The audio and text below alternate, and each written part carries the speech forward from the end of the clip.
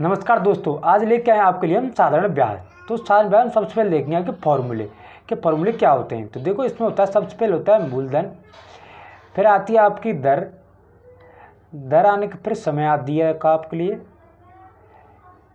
समय। अब एक चीज़ और आती है कि इन तीनों का जब हम मल्टीप्लाई कर देंगे और नीचे इसमें कर देंगे 100। क्या कर देंगे?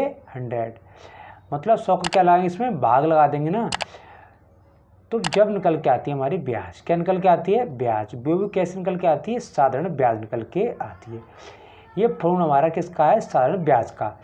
अब मूलधन किसे कहते हैं? मूलधन का मतलब होता है जो राशि हमें किसी से उधार लेनी होती है या उधार दी जाती है, उसे कहते हैं मूलधन।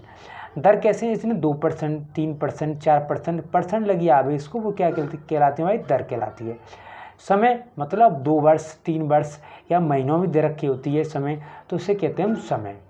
नीचे 100 आएगा, इन तीनों का गुणा करने के बाद जो निकल के आएगा वो क्या निकल के आएगा? साधारण ब्याज निकल के आती है। अब 1, 2, 3, 4, एक 5 और होता है इसका, उसे कहते हैं हम क्या? मिश्रधन। क्या कहते हैं? मिश्रधन। मिश्रधन का मतलब होता है कि इसमें राशि आती है ब्याज। इसमें राशि कौन सी आती है? ब्याज प्लस मूलधन। ब्याज प्लस मूलधन, ये दोनों राशि मिलाकर के क्या बनता है? हमारा मिश्रधन बनता है। अब इस सवाल को धीरे से हम सॉल्व करेंगे, अच्छे से सॉल्व करेंगे, और करने के बाद फिर देखेंगे कि आपके मूलधन, दर, समय क्या होता है और कैसे इसको मान रखने के बाद सॉल्व करते हैं। अब देखो, सुशील ने 21,900 रुपये की राशि, ये क्या है? पैसे, राशि 10 जनवरी 2004 को उधार ली। उधार ली मतलब क्या होता है? यह मूलधन हो गया। क्या हो गया? मूलधन। यदि साधारण ब्याज की दर 8% हो, दर क्या होगी आपकी? 8%। क्लियर कहेगा सवाल में दर, इसमें परसेंट लग रही है तो इसमें क्या कहेंगे? इसको हम दर हो। तो बताओ 13 जून तक, कितने तक? 13 जून तक 2004। समय मतलब वर्ष तो वही है, पर इसमें दिन काउंट करने पड़ेंगे। दिन काउंट करने के बाद हम इसको क्या बनाएंगे? वर्ष। मतलब 365 क्या लाएंगे? भाग। अब देखो, सबसे पहले दिन काउंट करेंगे। दिन काउंट क्या है? 10 जनवरी। तो जनवरी में कितने दिन आ लगे? इस 10 तारीख को छोड़ने के बाद 21 दिन रह जाते हैं भाई जनवरी में। कितने दिन रह जाते हैं? 21 दिन। तो 21 दिन क्या हुआ? जनवरी में हो गए 21 जनवरी। अब फरवरी कितनी की है? 29 की, क्योंकि हमारा लीप वर्ष है। ये 29 की जनवरी हो गई, ये फरवरी हो गई। मार्च में 31, जनवरी, फरवरी, मार्च, अप्रैल, ये जनवरी, फरवरी, मार्च, अप्रैल, ये मई, और ये आपका जून ते रखा है 13। इनको जोड़ेंगे, जोड़ने के बाद किसका भाग देंगे हम? 365 का। किसका भाग देंगे हम? 365 का। तो हमारे क्या निकल के आते हैं? वो निकल के आती हैं वर्ष। अब देखो, जोड़ते हैं। 9 और 1 10, 10 और 1 11, और 11 में 3 जोड़ा तो कितना होगा हमारा? तो 9 और 1 10, 10 और 1 11, 11 और 3 हो जाए 14, 14 की 4, 14 की क्या होती है? 4।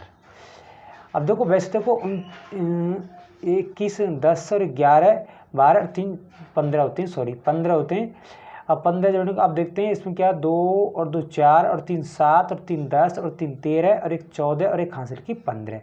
तो कितना निकल के हमारा? 155। कितना निकल के हमारा? 155 निकल के आता है। और नीचे 365। ये क्या आता है? हमारा समय। ये क्या आता है? हमारा समय। कि दिन को काउंट कैसे करते हैं एक बार दोबारा समझते हैं कि इस 10 तारीख को छोड़ते हैं। अब देखते हैं जनवरी के माह में कितने दिन बचते हैं। तो 21, बाकी हमने संभाल लिया कि फरवरी, मार्च, अप्रैल, मई और जून कितना लिया हमने? 13 लिया। अब ये क्या हो गया? समय हो गया। अब क्या निकालनी हमें? राशि। राशि, कुल टोटल राशि निकालनी। अब देखो, सबसे पहले फॉर्मूला लगाएंगे हम ब्याज का।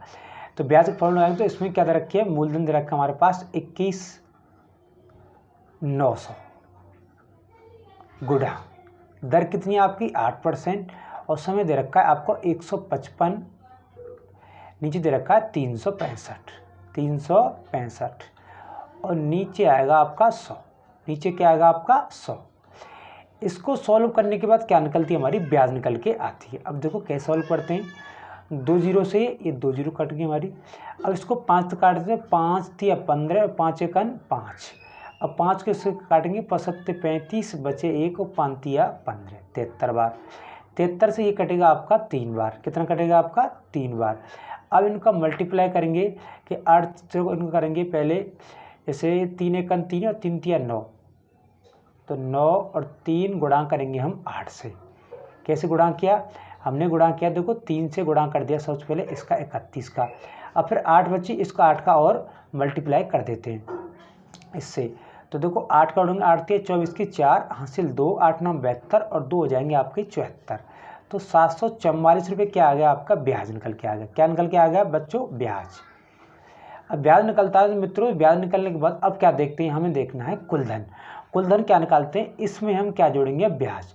तो देखो 21,900 में क्या जोड़ते हैं हम? 744 जोड़ते हैं। तो देखो यहाँ पर 44, यहाँ पर 6, यहाँ पर 2 और यहाँ पर 2, तो 22,644 रुपये क्या लौटानी पड़ेगी उसको? राशि। ऐसे आपको सॉल्व करना है। अब देखते हैं अगला सवाल।